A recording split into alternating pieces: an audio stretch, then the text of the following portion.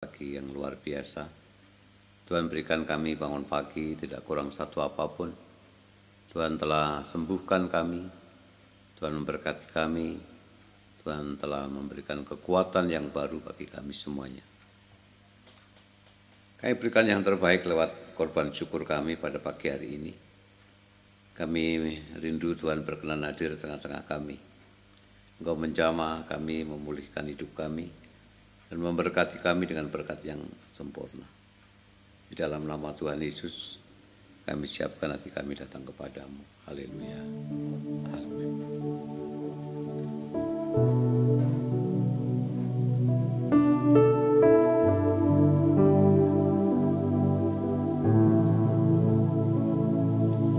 Seperti rusa yang haus, rindu aliran sungaimu,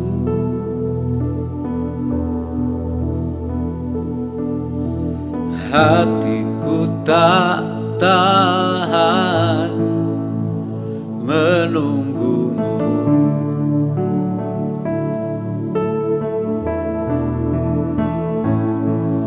Bagai padang gersang menanti datangnya hujan,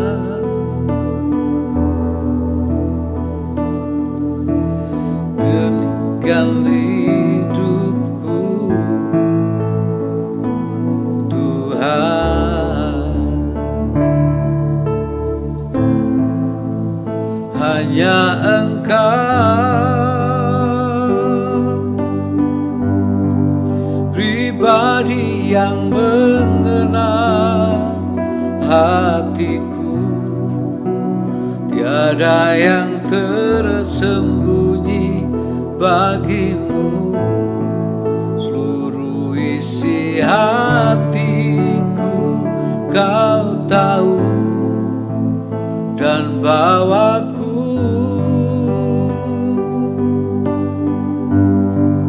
untuk lebih dekat lagi padamu, tinggal dalam indahnya dekapan kasih-Mu, tinggal dalam indahnya dekapan kasih-Mu,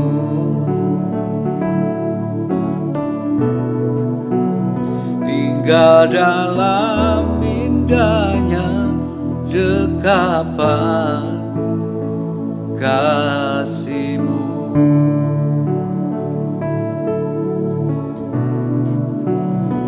Kami menyembah-Mu Tuhan,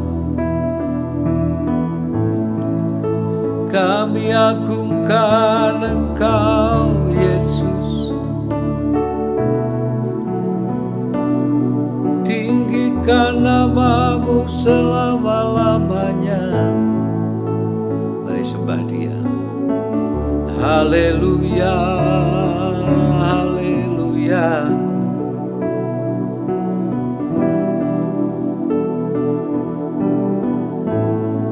Terpuji nama-Mu ya Tuhan, selama-lamanya.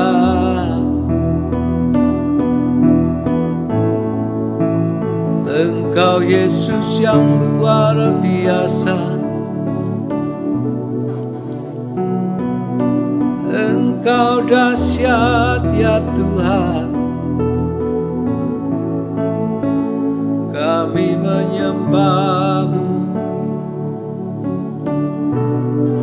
kami tinggikan nama-Mu, nama yang ajaib, nama yang luar biasa.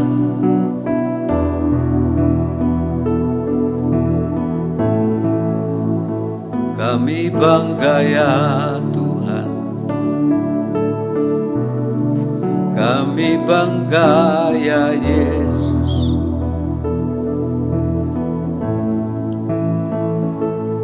haleluya.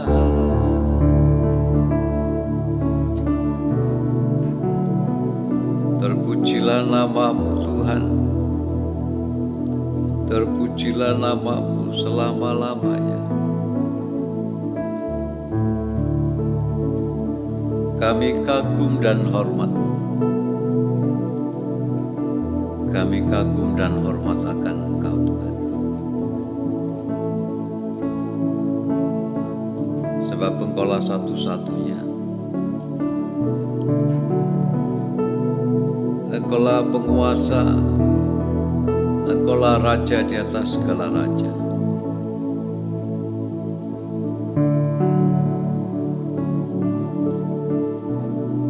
Terima kasih Tuhan Yesus.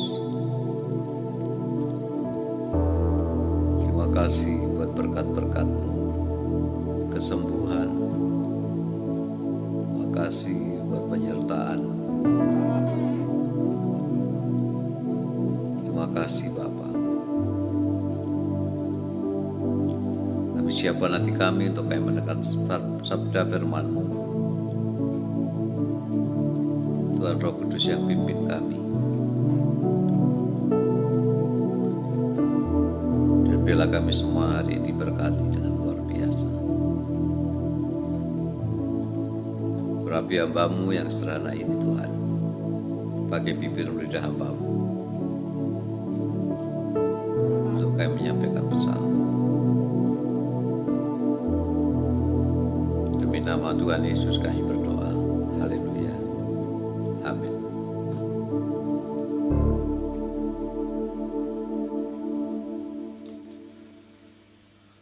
Salam saudara sekalian, selamat pagi. Kita akan melihat di dalam Mazmur pasal yang ke-69. Namun saya akan membaca mulai ayat yang ke-29. Ayat 30, maaf ya, kalau di Mazmur itu memang ada ayat yang slip satu gitu ya, jadi ada kurungnya. Mazmur 69 ayat 30 mulai. Tetapi aku ini tertindas dan kesakitan, keselamatan daripadamu ya Allah kiranya melindungi aku. Aku akan memuji-muji nama Allah dengan nyanyian, mengagungkan Dia dengan nyanyian syukur. Pada pemandangan Allah itu lebih baik daripada sapi jantan, daripada lembu jantan yang bertanduk dan berkuku belah. Lihatlah hai orang-orang yang rendah hati dan bersukacitalah, kamu yang mencari Allah, biarlah hatimu hidup kembali.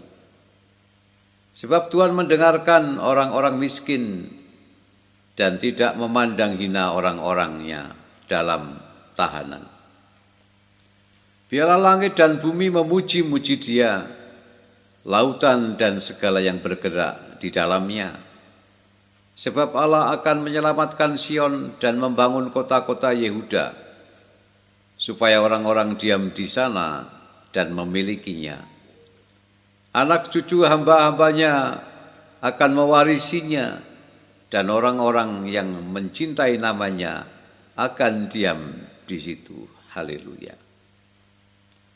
Setelah berbagai hal yang dialami oleh pemazmur ini, yang tadi kalau kita baca dari atas ya, dia adalah menceritakan senantiasa kiranya tidak pernah berhenti penderitaan orang percaya itu.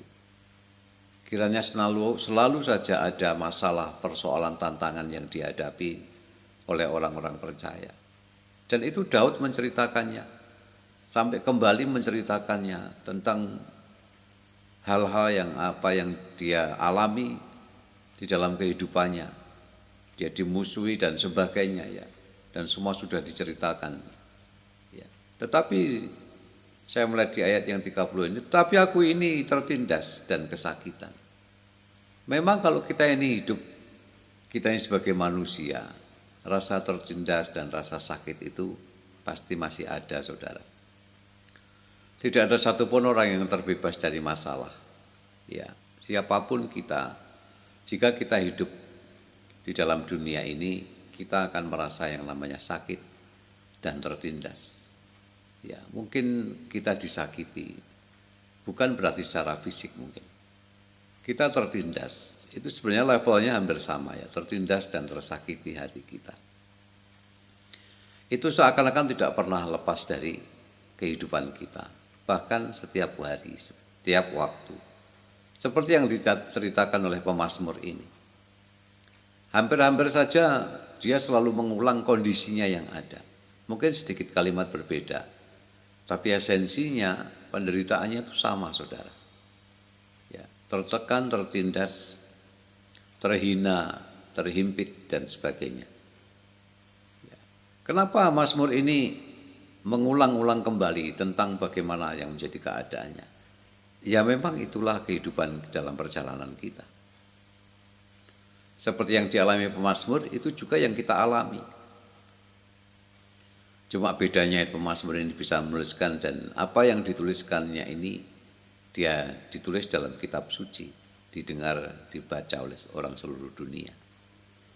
Nah, kita hanya bisa menduplikasi, kita hanya bisa meniru bagaimana sih kiatnya, caranya. Apa sih penderitaannya? Oh, ternyata sama dengan aku. Ya, hanya begitu saja. Kita bisa ngerti, oh ternyata pemazmur pun dia mengalami yang sama. So artinya kalau kita melihat ini, saudara, bahwa dari dulu sampai sekarang itu yang dihadapi oleh kita manusia itu sama. Pendahulu kita, nenek moyang kita mungkin, orang tua kita, mungkin mereka juga mengalami hal yang sama. Dan semua orang tetangga kanan kiri kita, sahabat-sahabat kita, mereka juga mengalami hal yang sama. Nah, inilah firman Tuhan yang sangat luar biasa bagi kita, sebab kita mendengar tentang keluh kesah, tentang penderitaan, tentang berbagai hal yang dialami oleh manusia di hadapan Tuhan. Tetapi senantiasa ada yang menjadikan kita diberitahu, kita dididik, ya, kita diberi pelajaran supaya kita tidak berlaku di luar daripada apa yang kita baca dari firman Tuhan. Maka dia yang ke-30 ini dikatakan, tetapi aku ini tertindas dan kesakitan, keselamatan daripadamu, ya Allah, kiranya melindungi aku. Ya, tertindas, kesakitan, ya. Tetapi dikatakan di sini, kiranya keselamatan yang dari Tuhan itu yang dinyatakan, yang melindungi aku. Nah, menjadi tahu kita bahwa hanya kepada Tuhan. Pemazmur tidak pernah mengatakan kepada siapa, kepada saudaranya, kepada orang-orang kuat, kepada orang-orang yang punya jabatan tinggi, tidak. Tetapi hanya kepada Tuhan. Ya, keselamatan daripadamu, ya Allah, kiranya yang melindungi aku. Ya, kelihatannya sih hanya begitu ya. Kita hanya berharap pada keselamatan Tuhan. Tetapi keselamatan Tuhan itu nilainya lebih daripada apapun. Lebih daripada kehebatan-kehebatan yang dunia lakukan, yang dunia perlihatkan pada kita.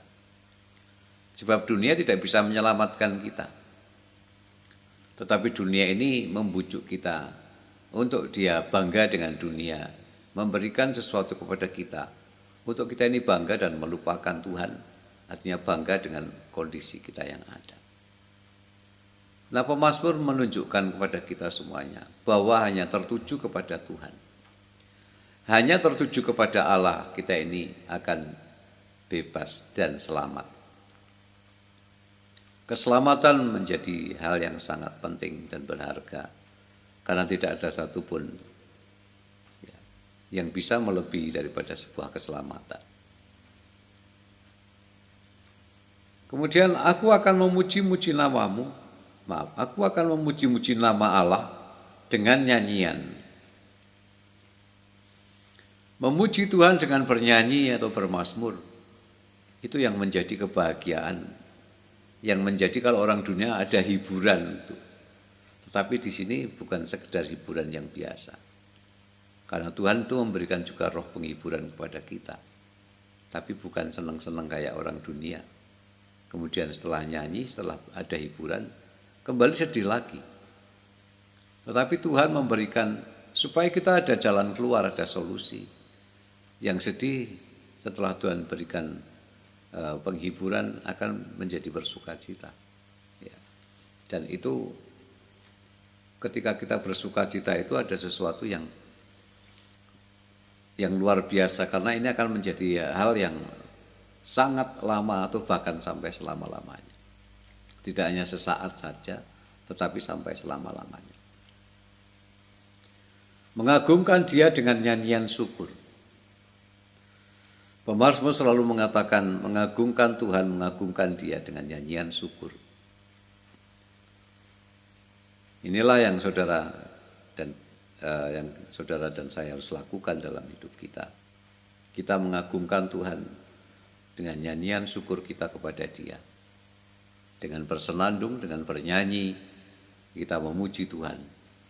Itu adalah saat-saat yang sangat luar biasa. Pada pemandangan Allah itu lebih baik daripada sapi jantan, daripada lembu jantan yang bertanduk dan berkuku belah. Apa yang kita berikan lewat pujian, penyembahan, mazmur kita yang kita naikkan kepada Tuhan itu lebih hebat, lebih besar, lebih berharga dari sebuah dikatakan lembu jantan, sapi jantan. Ya. Lembu jantan, sapi jantan. Ini sesuatu menggambarkan yang besar bagi sebuah nilai dunia. Ya. Tetapi kita melihat bahwa itu lebih baik, lebih berharga ketika kita datang memuji, mengagungkan, menyembah Dia daripada lembu jantan, sapi jantan yang harganya sangat mahal. Dan itu tidak mungkin bisa kita lakukan setiap waktu. Ya, sebab dengan harga yang mahal itu juga akan menjadikan kita ini menjadi nanti banyak alasan, saudara. Ya. Maka Tuhan membuat kita ini semuanya, semua aturannya menjadi simpel. Karena Tuhan sudah menggantikan semua korban-korban bakaran itu. Semua korban-korban yang dilakukan bangsa Israel waktu itu. Dengan darahnya sendiri, Yesus disalib di atas Kalvari. Darahnya tercurah untuk menebus saudara dan kita semuanya. Ada sebuah cerita kalau dulu ada sinema itu namanya apa judulnya, Ben-Hur gitu ya. Itu mengambil sisi lain di mana setelah ada turun hujan ya dan darah itu yang ada di salib itu mengalir itu sampai ke tempat-tempat orang-orang yang menyembunyikan diri karena dia kusta di sebuah gua yang tidak bisa ditemui setiap orang, dan itu telah mengalir ke tempat itu, dan setiap orang yang menginjak air yang sudah sedikit bercampur darah, warnanya sudah tidak merah, tetapi itu berasal dari Golgota. Itu mereka menjadi sembuh, saudara. Sehingga kita melihat ada sisi lain yang mungkin ya bagi sang pengarang cerita ini, apakah itu diambil benar dari cerita-cerita orang yang ada waktu itu dan sebagainya. Tetapi kita menggambarkan bahwa kuasa darah Yesus yang tercurah di Kalvari, yang mungkin jumlahnya juga tidak banyak, hanya tetesan saja yang kemudian ikut mengalir kemana-mana, itu telah membuat orang disembuhkan. Sebenarnya gambaran ini adalah saya melihatnya betapa sangat dahsyat. Hanya air yang setitik mengandung jumlah atau prosentasenya tidak terlalu banyak, mengandung darah Yesus. Dia telah menjamah dan menyembuhkan ada banyak orang yang menderita dengan kusta. Ya, di sebuah satu tempat yang tersembunyi, yang sudah orang tidak lagi punya pengharapan. Ya, karena dikucilkan, karena ketika dia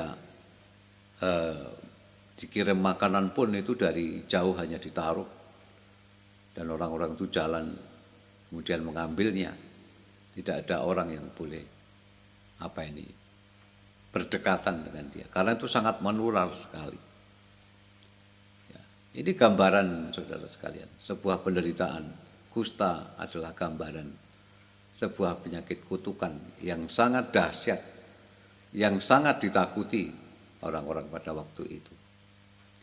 Tetapi ketika darah Kristus tercurah di Kalvari, yang mungkin tadi saya katakan tidak terlalu banyak, tetapi mengalir kemana-mana, dan aliran air itu ada mengandung darah, hanya sedikit loh. Tidak banyak, prosentasenya sangat kecil. Tapi semuanya itu untuk manusia dan supaya diselamatkan.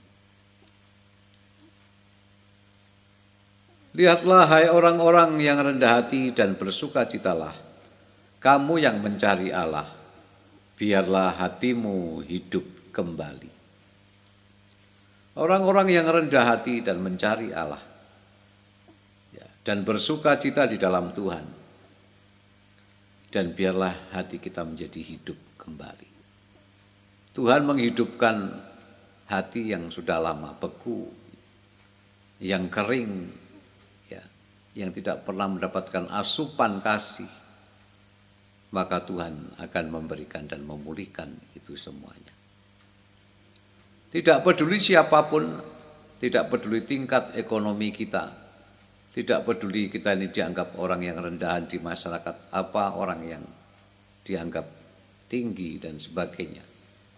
Tetapi semuanya itu berlaku bagi semua orang yang datang kepada Tuhan, yang percaya kepada Yesus, maka dia diselamatkan.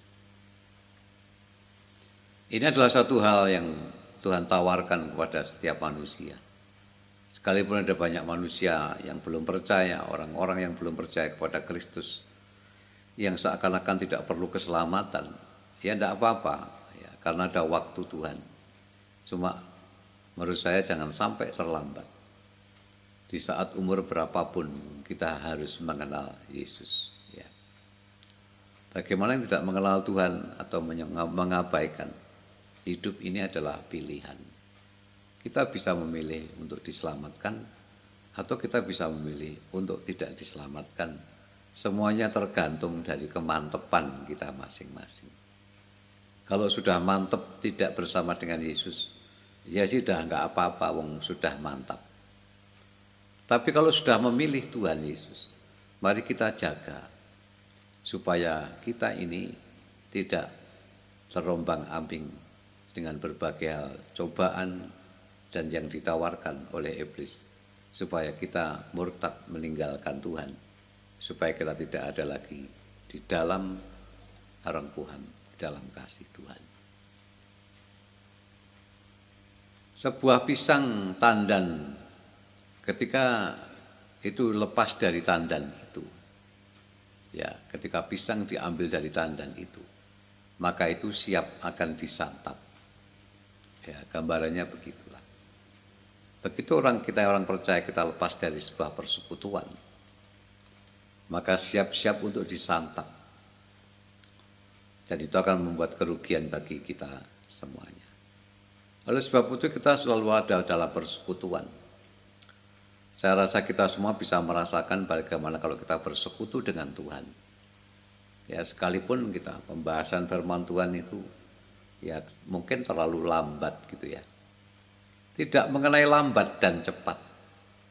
Tetapi bagaimana kita responsif ya atas apa yang Tuhan nyatakan. Kalau hari demi hari kita senantiasa ada firman Tuhan yang masuk. Ya, sampai mungkin Mazmur ini selesai yang sangat masih panjang, separuh aja belum dapat. Tetapi bukan masalah itu, saudara. Bagaimana Tuhan senantiasa menguji hati kita untuk kita tetap setia dalam perkara-perkara yang sederhana, yang kecil, yang kita hadapi. Karena satu kali Tuhan percayakan perkara yang besar. Sebab tidak mungkin kita dipercayakan dengan perkara yang besar jika perkara-perkara yang kecil saja kita tidak ngikut, saudara. Kita tidak tertarik, saudara. Ya, bagaimana kita akan dapat dipercaya dengan perkara yang besar? Semuanya dimulai dari hal-hal yang sederhana yang biasa, yang mungkin tidak seperti kondisi yang lain. Yang lain aja enggak apa-apa. Ya memang begitu saudara. Kalau kita ini melihat orang lain tuh rasanya kok lebih enak gitu ya. Ora tau nang gereja kan yo enak wis. Ya do sugih-sugih. Mangane ya do enak-enak do jajan status nang Facebook nih. Makan-makan enak terus ya. Tetapi kan bukan masalah itu saudara. Bagaimana kita ini meniti semua apa yang diceritakan dalam kitab suci ini. Kita berupaya untuk kita mengikutinya, ya, menduplikasinya, meniru seperti apa yang asli, supaya kita mendapatkan keselamatan itu. Semua rahasia sudah dikatakan di dalam firman Tuhan. Maka dikatakan di kitab Wahyu, tidak ada satupun orang yang bisa mengurangi, menambahkan, mundur ke titik, ngejok ke koma, dan merubah sedikit saja untuk kepentingan. Merasa bahwa iki kalimat iki ora pas ya, mari kita rubah ya, dan sebagainya. Bukan karena tidak pas. Yang penting kita ketahui itu bukan karena dia pas apa tidak. Tapi isi daripada kitab suci apa yang dipesankan itu yang paling penting. Pesan firman Tuhan itu tidak setiap orang itu sama saudara. Menerimanya loh ya. Yang satu menerimanya oh begini, yang satu begitu. Tapi esensi isinya itu sama. Apa yang diterima, oh sama ya. Untuk mengubahkan hati kita. Untuk kita menjadi kokoh di dalam kita mengikut Tuhan.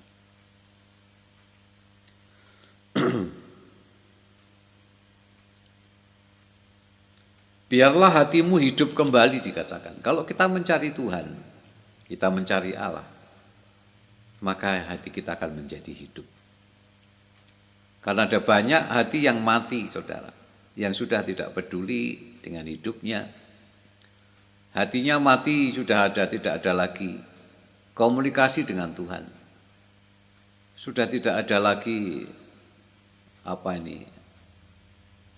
rasa bersyukur, terima kasih, sukacita yang ada di dalam Kristus tidak ada. Tetapi yang ada hanya kebekuan hati yang sudah sekian lama tidak tersirami firman Tuhan atau bahkan tidak mau ya. Karena ada banyak orang yang kecewa dengan Tuhan. Karena doanya dijawabnya itu lama. Kemarin sudah kita bahas ya. Gara-gara apa yang diminta itu tidak berikan seperti persis dengan apa yang dia minta. Maka dia mengatakan bahwa Tuhan tidak pernah menjawab doa kita.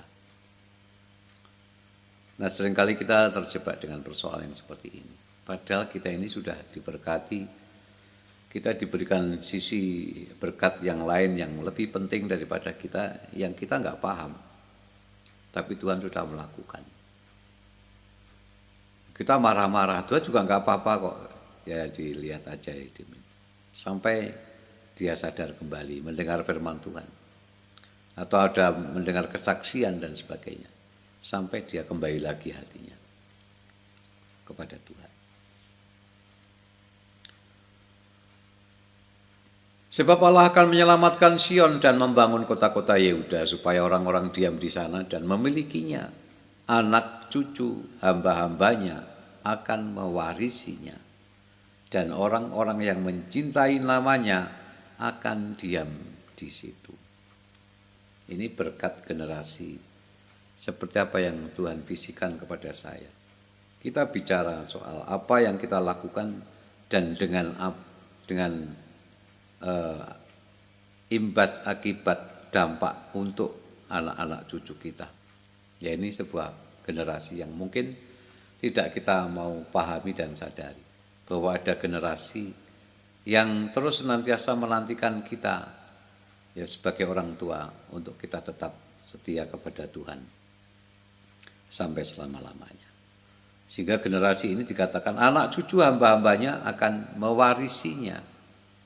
Nah kita ini sedang mengumpulkan sebuah warisan rohani yang menjadikan anak-anak cucu cicit kita mereka semuanya diberkati seperti ketika Abraham memberkati anak cucu cicitnya, mereka menjadi raja-raja, menjadi bangsa yang dipilih sama Tuhan. Itu. Dan orang yang mencintai namanya akan diam di situ. Kalau kita mengasihi Tuhan, ya seperti inilah bukti cinta kita kepada Tuhan. Maka kita akan diam di situ. Di mana itu? Di tempat Tuhan berada, kita juga ada di sana. Ya, menurut saya itu adalah satu hal yang kerinduan yang sangat penting, yang luar biasa, yang terus harus kita jaga supaya kita senantiasa ada di dalam anugerah-Nya. Haleluya, terpujilah nama Tuhan Yesus. Terima kasih Bapak, kami ucap syukur buat pagi hari ini kami sudah mendengarkan sabda firman-Mu yang kudus. Buat kami terus menyala-nyala Tuhan, bukan menjadi redup, tapi nyala kami semakin terang. Sebab kami mendengarkan sabda firman-Mu yang kudus, menjadi makanan yang paling eksklusif di dalam jiwa kami. Terpujilah Engkau, hamba-Mu sudah selesai berbicara, tetapi firman Tuhan akan tinggal tetap dalam hati kami. Roh Kudus yang akan menyempurnakan setiap apa yang kami dengar pada pagi hari ini. Terima kasih Bapa di surga, kami ucap syukur. Kami menyerahkan semua kami dalam pimpinan-Mu, dalam anugerah-Mu. Tuhan berkati hidup kami. Tuhan yang memimpin kami, keluarga lepas keluarga. Tuhan yang pimpin, yang menjadikan kami memiliki berkat generasi. Sehingga kami semua sampai anak-anak cucu cicit kami, mereka semua diberkati. Dan mereka semuanya tinggal di dalam hadirat Tuhan. Terima kasih Tuhan, kami ucap syukur, kami menyerahkan yang sakit disembuhkan, yang lemah diberikan kekuatan yang baru. Di dalam nama Yesus apapun yang kami kerjakan, segala bisnis kami, pekerjaan kami, dibuat Tuhan menjadi berhasil. Tuhan pimpin kami, memberikan wibawa yang datang dari Allah untuk kami. Terima kasih Tuhan, kami ucap syukur, kami kembalikan segala pujian dan hormat, kuasa dan kemuliaan bagi-Mu Tuhan Yesus Kristus selama-lamanya. Kiranya Engkau berkati kami berlimpah-limpah dan Engkau memperluas daerah kami. Dan tangan-Mu senantiasa menyertai kami, Engkau melindungi kami dari malapetaka sehingga kesakitan tidak menimpa kami. Di dalam nama Tuhan Yesus, kami sudah berdoa dan mengucap syukur. Dan kami kembalikan segala pujian hormat bagi Tuhan selama-lamanya. Semua kita yang percaya dan berkati Tuhan Yesus, mari sama-sama katakan amin. Tuhan memberkati kita. Haleluya.